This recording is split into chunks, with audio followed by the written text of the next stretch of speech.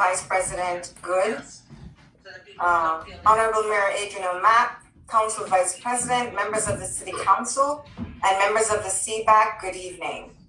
The Department of Communications and Technology, like all other departments, responded to the Mayor's mandate to tighten an already very tight budget with the overall intent to deliver a no-tax increased budget to our residents in light of last year's pandemic and its economic impact on so many, and this year's gradual re-emergence.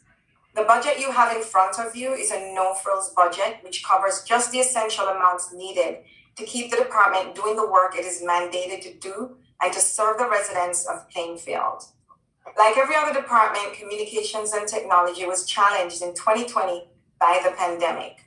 Faced with the task of facilitating a virtual work environment for city employees, our IT division deployed over 60 virtual cloud-based workstations in a span of 2 to 4 weeks, working around the clock to perform installs, provide support, and prepare equipment new and old for assignment, ensuring that the city could still function while keeping employees and the public safe. We were one of the first municipalities to pivot in the wake of the pandemic and successfully host a virtual council meeting. We were repeatedly called by neighboring towns for advice on how to proceed securely. We've been providing support for all city council and board meetings virtually since then. In 2020, as an added safety measure against the coronavirus, the IT division supervised the installation of temperature checking devices in all municipal buildings. In 2020, we completed the migration to Windows 10 for all users. We renegotiated a contract for the leased copiers for the city, representing a savings of a little over $20,000 per year, beginning in 2021. We're in the midst of a digitization program, which we hope will negate the use of so much paper in the future. Phase 2 of this project was delayed because of COVID-19, but we'll resume this year. As we move into a more virtual world, we'll see the reliance on copiers and printers diminish, and we're making preparations to ensure our employees are equipped to function effectively in that new world. Since the beginning of the pandemic, we added a resource e-newsletter to our weekly rotation, making a total of 3 e-newsletters that go out each week. We provided daily updates on the COVID numbers in Plainfield and continue to do so today. We sent out regular robocalls informing residents of testing centers, food distributions, and other important information needed to get them through the pandemic. We continue to use that medium to inform of vaccine distribution sites, hours of operation, and other pertinent information.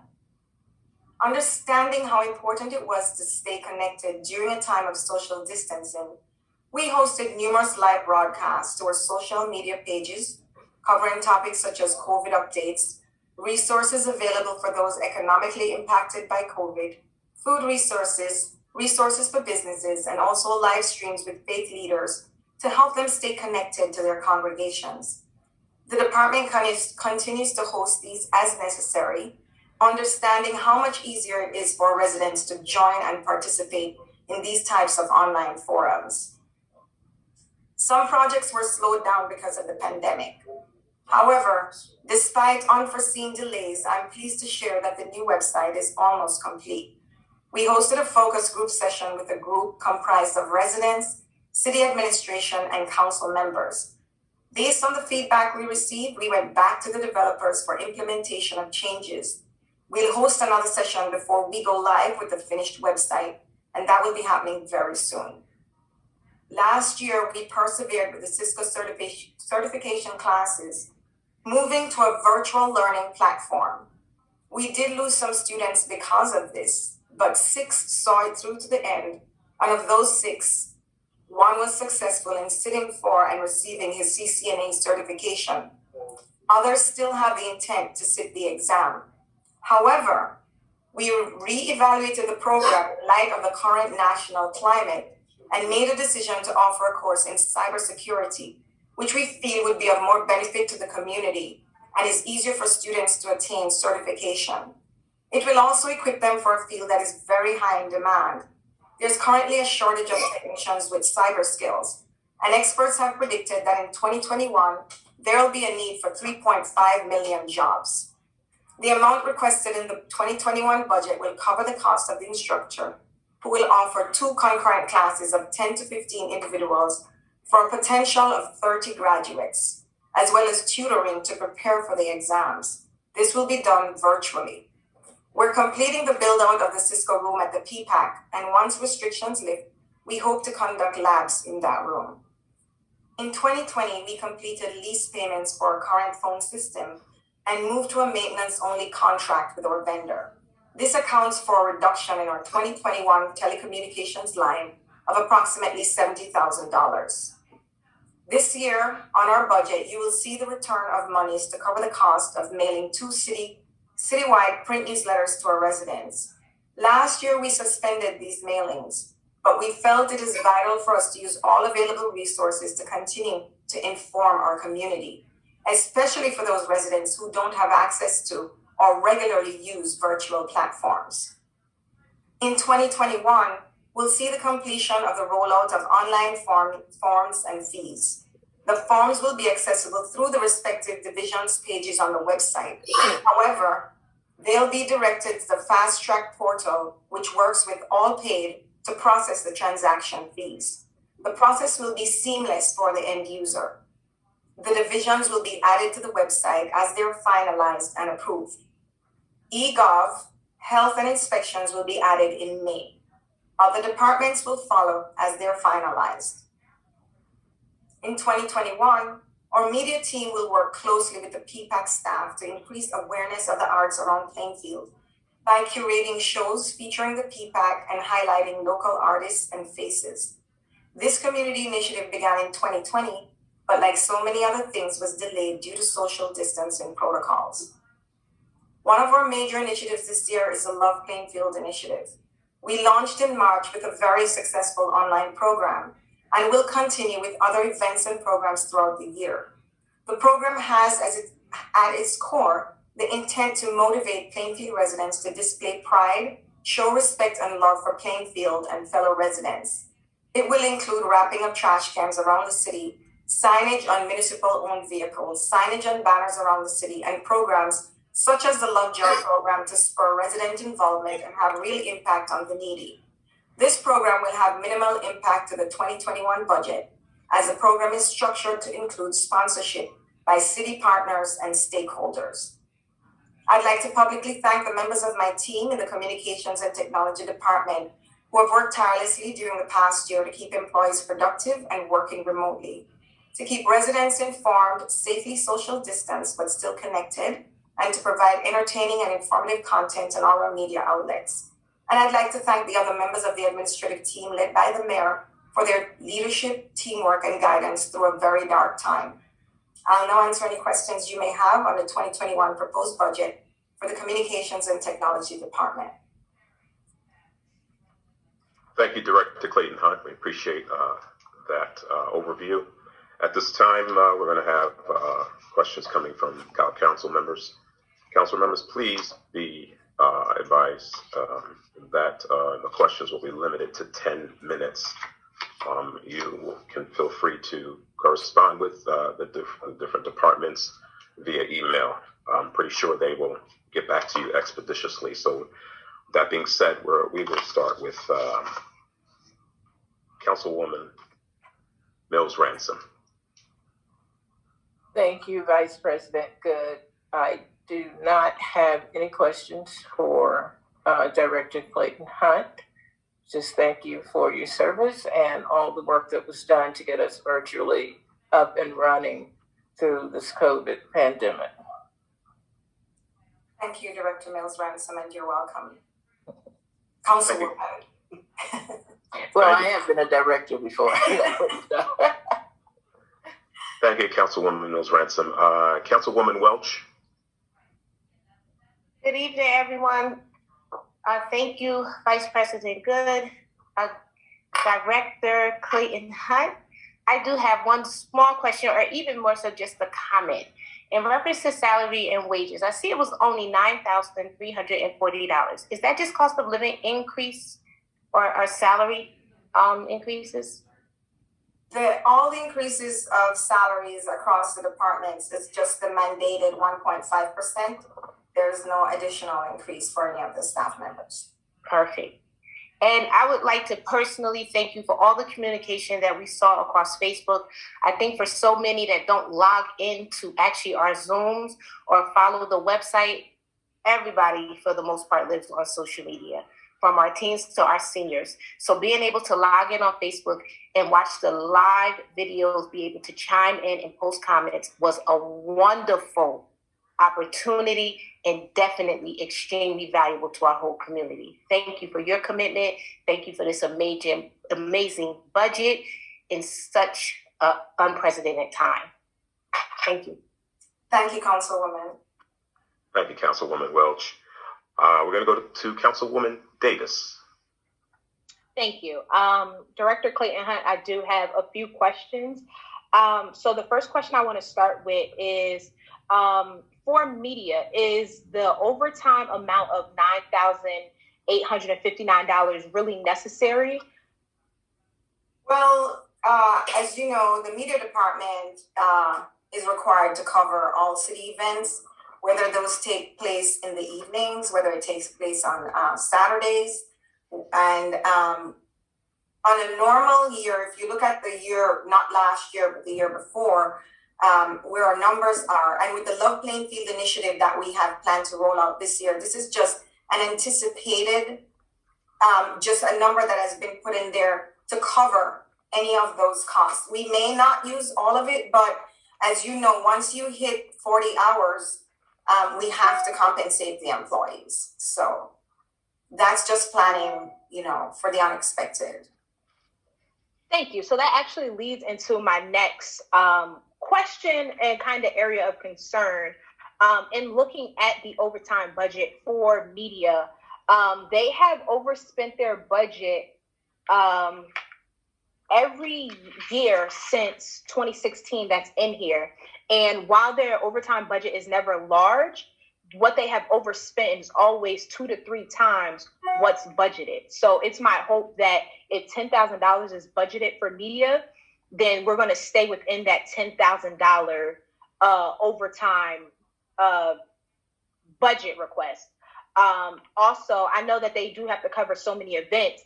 Is it possible to do flex scheduling? So if they cover an event and they stay late, can they just come in late the next day? Just anything we can do to, one, reduce that cost, but also, two, to make sure that we're staying within the budget.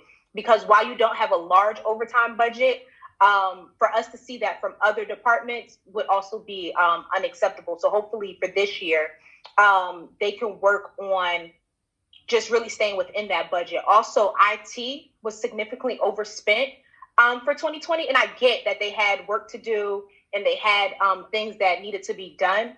But also, if we can just find ways to either utilize flex spending or just finding ways to control the overtime budget. Because while it's not a lot, right, if police and fire did that, we would also be asking those same questions. My next question is, outside consulting services, can you kind of speak to what that is utilized for? On what, in what budget line is that? For your budget, the director. For the director's budget? Okay. Yes. In the director's budget, the outside consulting services is what is budgeted for the cybersecurity training. That's where we used to pay the Cisco training from, and the $35,000 that's requested is for the cybersecurity training. Okay. Also, when we had fire here last week, they talked about getting Wi-Fi in some of the other firehouses. Do you know why we don't already have Wi-Fi in the various firehouses? Honestly, I don't know if that was ever proposed before. I do know that they like most of City Hall, they plug into the system and that's how they get connectivity. So, I mean, there are just a few places in City Hall where you can get Wi-Fi. Most people connect through a wired connection, and that was the same for the firehouse. Okay, thank you.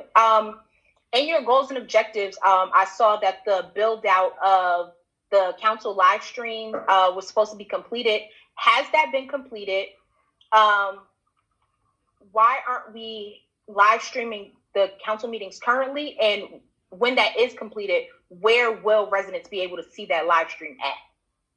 So to answer the first question, it hasn't been completed yet because the social distancing protocols prevented the technicians from coming into the courthouse to do that. So we just recently got back on track with that. And also there was a matter of budgeting because the previous equipment that we had was, by the time the build came around, it was antiquated and we had to find money to purchase new equipment for that to happen, which was unbudgeted for. So that presented a little problem for us. When it's supposed to stream the live meetings from the courthouse, and it should stream live over to PCTV. That's the intent of having the live streaming. Was there another question? Okay, so these are not, okay, so when I was thinking of live streaming, I was thinking of like how the county has the commissioner meetings live streamed to their technology. So where it's going to be live streamed is the PCTV only, not to like the website or other online platforms. The equipment that's being installed in the courthouse will facilitate it on PCTV. I mean, what we're doing right now, you know, this could ostensibly be live streamed to, you know, our Facebook page. However, because of the ability, when you go on a live stream like our Facebook and people put comments and things like that in, that makes it prohibitive to live stream to a social media page, a meeting like this. Got you. Also, the 150th ad journals, I saw that was completed and distributed.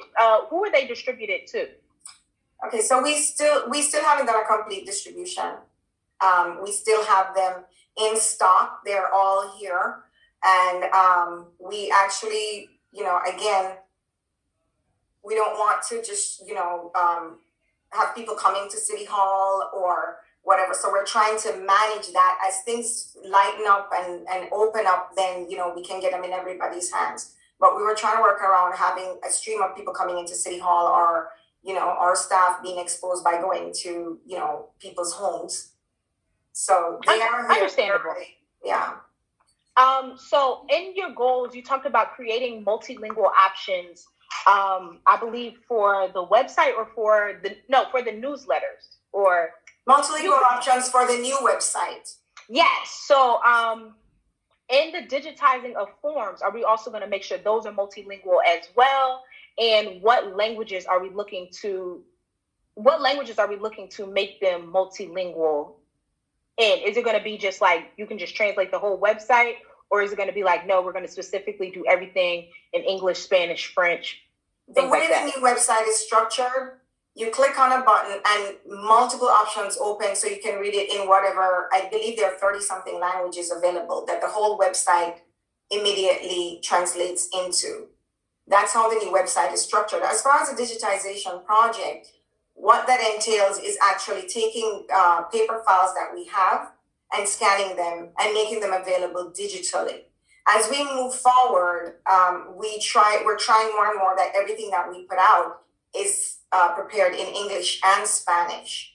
But that's an ongoing thing. To go back and do all the old forms that are there in English and Spanish is quite a daunting prospect and would require a specific, probably task force to handle that task.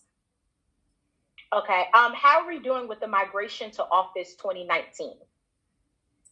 The migration to Office 2019, that is ongoing. I can't say what percentage or where we are right now. I mean, I could get you that information, but it's ongoing. Okay. I believe, one last question. For the Cisco program, I know you said that one person successfully passed the test this time. Do we have a number of how many people have successfully passed the test since we started the program? I believe he would be the second person. Okay. Yeah. Out of how many people have we had come through the program? Do you know that number off the top of your head? Since I took over, since I became director, I can speak to that number. I'm not sure what happened. Okay, I was that's managing the department. Last year we had, like I said, about 12 sign up through our Cisco program at the city. When it went virtual, some of them dropped out. They didn't feel that they'd be able to handle learning virtually. We had 6 who completed the program, and of that 6, 1 person completed. Union County, we had contracted with them to offer the Cisco classes. They also had about 10, I believe it was about 10 persons. And so far, we haven't heard of anyone on that side who has passed the exam. Okay, so this is just a follow-up question. I promise you this is the last one. In that 12 that signed up, but only 6 completed it, did we pay for the 12 to only have 6 complete, or did we get to that 6 number before we put out the money? Well, the classes weren't paid for by student, right? We pay the tutor to the instructor to have a class, and he can facilitate up to 12 students. So whether it was 6 students in the class or 12, we still paid the instructor for the time that he invested in teaching the class. Okay, thank you. You're welcome. Thank you, Councilwoman Davis. We're going to move to Councilman McKenna. Thank you, Council President. Director, so I've got 10 minutes, Director, so I may cut you off here. Don't take it as an insult, but I just want to keep it on track. The PCTV portal, the goal was to increase viewership, but your goals and objectives says done. How many did we increase PCTV viewership by? It says the goals and objectives said to increase PC. Well, it's almost impossible to quantify how much viewership Okay, I'm gonna increased on PCTV. All right, we'll move on. You don't know the number. That's all right. Live streaming council meetings, social distancing was an issue. None of us were in a room. So why did we not get this done last year? I'm sorry, can you repeat that question? Yeah, why are we not live streaming council meetings? By the way, your goals and objectives state that it's projected to be completed first quarter 2021. We're in the second quarter. We're going into the second month of the second quarter, so we've missed that already. But why are we not live streaming these? Social distancing is not an issue with technology with respect to this. None of us are in the same room. So I believe that I answered that question for Councilwoman Davis. You did, but you answered it with respect to the IT people couldn't get into the room because of social distancing. We're not in a room, so all they have to do is take this technology and put it on PCTV. So why didn't we not do that last year? No, I'm talking about the build outs at the courthouse. They couldn't get into the courthouse because of. We're doing this remotely since last March. Why are these not live streamed? These sessions like this, Yes, these like this. we don't have the technology to live stream the Zoom sessions on PCTV. We air them immediately after. Okay, so, but everybody else does, but we don't. So that's the answer. But I can't speak for everybody else. I can tell you what we have. The new city website, your goal and objective was build and launch a new city website. Your answer was delayed, completed January 2021. We're now almost in May. It's not complete. So why do your goals and objectives say it's completed January? Well, at the time when I wrote the goal, when those goals and objectives were submitted, it was projected to be completed in January 2021. Okay, But so it wasn't updated since then. we paid a consultant back in 2019 to review the website and provide their analysis, which is a good approach. No problem there. But if you look at last year's TAPinto article, you were going to have it done last year, and it referenced an article in 2019. It was going to be done in 2019. So we're now in 2021, and we're still not done. And I don't recall. So I don't know about what TAPinto article you're referencing to, but. Comment. So it says that it's going to be done in January. It says completed January 2021. Now I got my budget book about a month ago, not quite. So I don't know why this was done so early or not updated, because that's inappropriate to So do. what's your question, Mr. McKenna? What is your question? I'm not done. I'll give you a minute. It's my 10 minutes. But there's a lot of completeds in here that are not actually completed. Is there a question? Well, the question will come when I'm done with my 10 minutes, Director, actually. Yeah, but I don't want to sit here. I'm not going to sit here and be berated by you. Actually, Okay. I'm sorry, Director. No, I'm not going to sit here Point and of be order. berated by Point of you. order. Point of order. No, we are at 3 years. What is your question? Point of order, please. What is your Please. question? Please. Please. Council President, it's my 10 minutes. I That's asked you. Councilman McKenna. Finish my Councilman, question. Councilman McKenna, please ask your question. Question in a Ask your moment, question. Council President.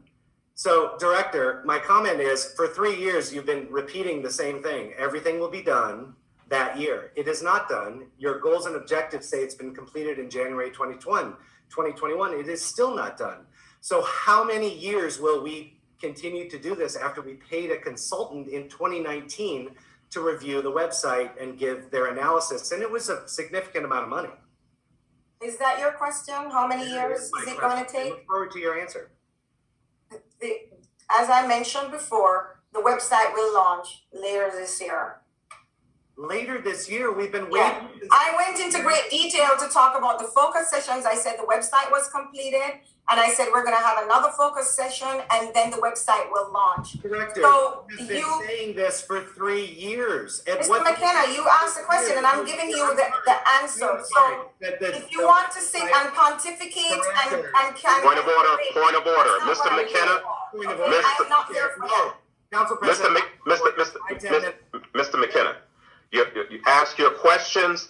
Please give the Director Hunt a chance to answer her questions. Council President. I understand that, and you respectfully have, well, there's less than 10 minutes now, I would but like to know ask your why questions. the director, here's my question, Council Okay. President. I would like to know why the Thank you. director, after 3 years, still has an answer that says it will be launched later this year. What are you doing? It's a website. You started off your thing by quoting a TAPinto article. If that's your point of reference as to it taking 3 years, I don't think that it is. I don't even know what article you're talking about. We started the website redesign in late 2019. Last year, I know what year it is. Mr. McKenna. It's Councilman McKenna, actually. Thank you very much. The question was answered, and I think we would be best served to use the time to ask more questions. I'm sorry, Ms. Levinson, it's my 10 minutes. So I would actually like to know why in 2021, when in 2019 you said you would have it done, we still don't have an updated website. And your comment is that it will launch later this year. Well, When? I explained that previously, but if you want to berate the point, I said, there are a number of things that delayed it last year, including the fact that our developers had setbacks on their team because of the pandemic. I can't control that. Okay, Councilman McKenna, the Director Hunt has answered your question. Would you like to ask another one? Do you I have? would like to ask another question. The report it was launched says completed. We asked 4 months ago, I went back and looked at my notes. We asked for a report every month, and the reported reportings that come in, we haven't gotten it yet. So how many reports have we gotten? Why are we not getting the monthly report that we asked for and you said you would submit? I remember getting a request once for the reported, and I was prepared at the next council meeting to share that. I can tell you how much we've had to date. It was 4 months ago, and I haven't seen a report. Maybe my council member. Are you interested in hearing how many reports we have now? No, I'd like the actual report because I don't. Okay, well, I will forward that to you. And I would like it for the period, actually, because it was 4 months ago that we asked for it. That's fine. I also would like to ask for outside consulting. You asked for $125,000. That's $30,000 more than you asked for last year. And the administration added $9,000 to that. Why did the administration add $9,000 to it? And why did you ask for $30,000 more than last year? Is that under IT, information technology? Yes. Okay. So if you could just give me a minute to get my notes, please.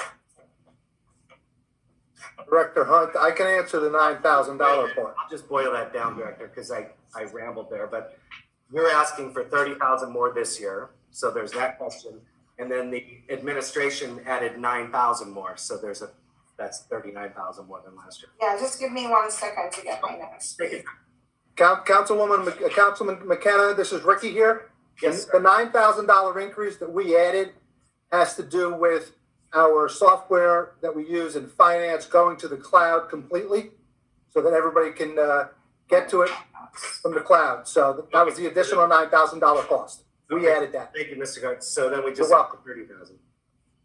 Right, so, I think I have that right. Yeah. okay, here we go. Outside consulting services covers cloud hosting, the email software program, the virtual desktops that we deployed, which last year we had an additional amount that was not budgeted for. That's a variable, depending on how many users we have. We currently have over 60 users. It also covers our second level support. When we had to virtualize, we had to rely on our second tier support to assist our IT team. That also covers eGov, which has a slight increase this year. It covers the deployment of Fast Track. Every time we add a new module, it costs us an additional amount of money, plus the planning for adding that module and the training. Because some of that was what you answered, which was great to Councilwoman Davis. But which is the 30,000? How much of the 30,000 is allocated towards which items? Mr. McKenna, this is your last question because your time is up. It actually is. So thank you. Yes. Mhm. Yeah, I can get you that information. I can't say exactly what part of that allocation is, the 30,000 is for what, but I can get you that breakdown. That'd be great. Thank you so much, Mr. McKenna. Thank you, Director Clayton Hunt. We're going to move Council to Vice President, before we move to the next person, while Councilwoman Davis. everybody's 10 minutes is their 10 minutes, if we're going to have a discussion about the budget, what does not work for me, the people watching, the other people on this Zoom, is everyone talking over each other. So Exactly. if we can have our 10 minutes and ask our questions and get our answers, but to sit here and argue for 8 of those 10 minutes, not only is not the highest and best use of anybody's time here, it doesn't get us to the answers, and we can't hear anything. Exactly. I agree with you, Councilwoman Davis, and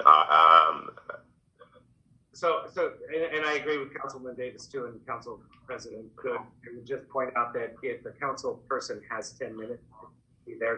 those 10 minutes, Councilman McKenna and Councilwoman Davis, you have to ask those questions in the 10 minutes, but give the director a chance to answer those questions and not interrupt them while they're giving their answers.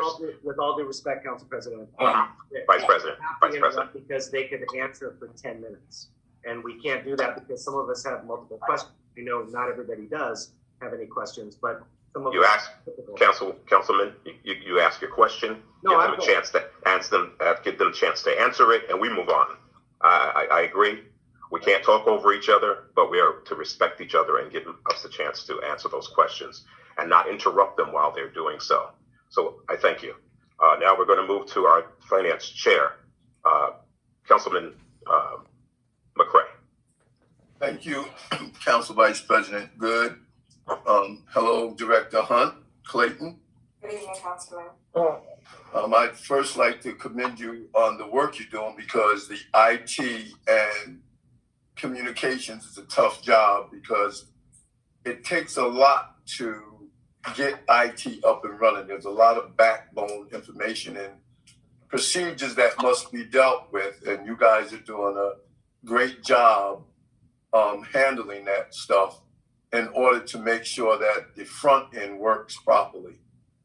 A lot of people may not understand it, and some people do, but you just can't wish something to happen and it happens in the IT world.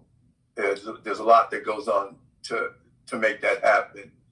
I commend you on being able to deploy all the desktops during this pandemic time that you had to deploy. Also commend you on the work that you're doing on the website, which, you know, a lot of people are going to have a question about. No matter how great we think it is, there's always someone who thinks they can do it a little bit better, a little greater. But I just really want to thank you and your staff for the many hours and hard work you're putting in.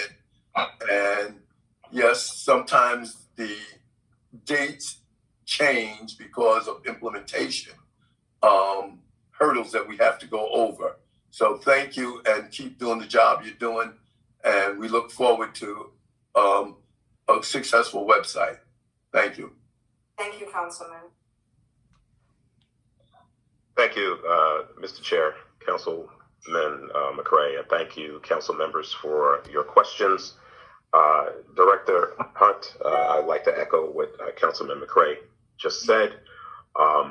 We appreciate all that your department does, and we also understand that everything is not always going to roll out at the proper time, at the time that we would like for it to roll out. But we believe that the department is being proactive, and it will be done, and it will be governed accordingly. So we thank you for all that you do.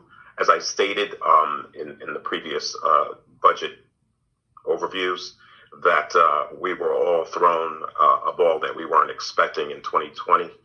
And I commend your department for implementing what you could have done in what you have done in 2020.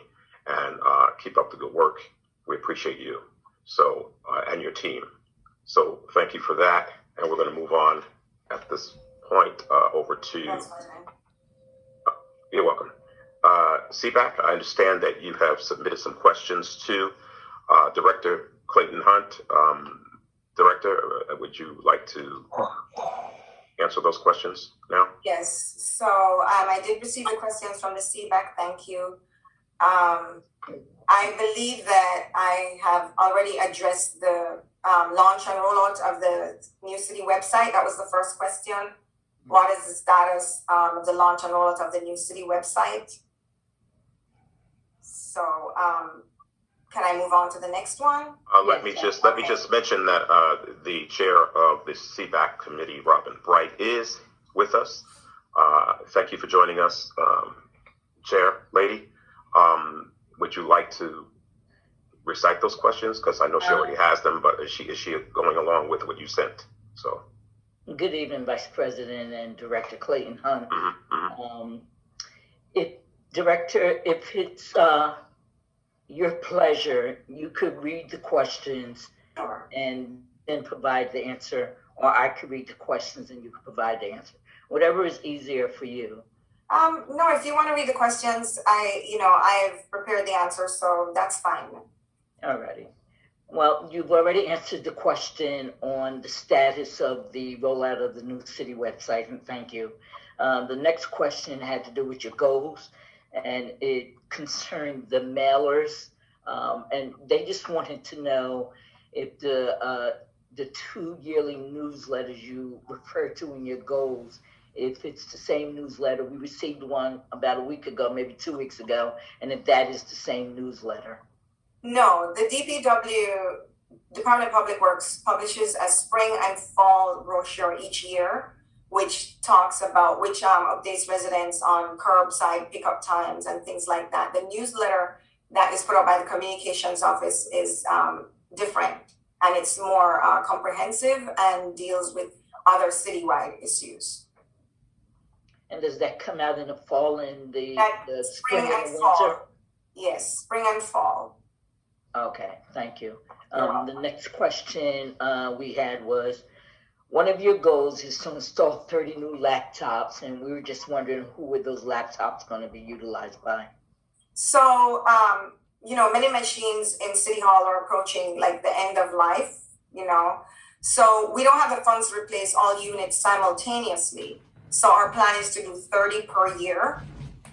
One thing the pandemic clearly demonstrated is that we needed to have the option for employees to be prepared to work from home when necessary. So instead of assigning desktops to employees moving forward, they'll be assigned a laptop, a docking station, and a monitor, which is going to be their official workstation at the office. And when needed, they can unhook the laptop, take it home, and work remotely. And then, so we're going to do it gradually. As I said, we don't have the funds to do it all at once, but the units will be assigned in order of need. So we're going to start replacing the oldest units first and then work our way forward. That's a great idea. And that's how it's actually handled in the private sector. So it was an easy transition for most businesses, for their employees to transition to work from home during the COVID. The next question we had was, will your department be responsible for the rollout and standardization of online forms and fees? And will those forms be housed in one central location on the website? Right. I believe I mentioned that in my overview, but I'll just go over it again. The communications and technology team does have overview of the rollout of the online forms and fees. And the forms are going to be accessible through the respective divisions pages on the website. However, they will be directed to the fast track portal, which is going to work with Allpay to process the transaction fees. However, for the end user, you won't even notice the redirection. It's going to be a seamless transaction. The division, as I mentioned, the divisions are going to be added to the website as they're finalized and approved. And beginning in May, we'll have eGov health and inspections that you'll be able to access the online forms and payment. And then as the other departments are finalized, they will follow. Thank you. There was a question, the last question on your goals was, what is your vision and our plan for outreach to the Latino community, and would you be able to accomplish it within your budget? So I will say that we did lose a member of staff that was bilingual, and that was the only bilingual person we had on staff. So we're working to replace that person, but our immediate plan is to reach out to the Latino faith leaders and the Latino civic organizations and to disseminate information through them to the community. We also regularly post to online Latino social media pages with whatever translated information we have. And we've been translating, almost all our flyers and infographic pieces. As restrictions lift, we hope to have several in-person events under the umbrella of the Love Plainfield initiative. And these are going to include a major component to engage Latino residents. They're going to take place in public areas that are easily accessible by that community. We don't foresee a significant additional impact to the budget for this outreach program. Okay, thank you. And we were going to ask about the outside consultant fees, but you've already addressed that. And the last question had to do with line item 259 under the budget 120-130-003, line item 259. We just was curious about what was driving the decrease for telecommunications. Yeah, because we up to last year we were leasing our phone equipment. We were paying for that lease, and we finished all payments last year. So now we're just paying a maintenance contract. So as I mentioned in the overview, it represents a savings of $70,000 for the city. Okay, thank you. That was it. That's all we have for you. And I just want to say, keep up the good work. You did great. Thank you. You're welcome. Thank you, Vice President. Good. Thank you, Chairwoman Bright. And once again, Director Clayton Hunt, we thank you again. And we thank you for your patience. And I apologize for my colleague. We're going to move right on to our Department of Economic Development right now, which is Director Jackson. Director Jackson, you have the floor. Okay, good evening.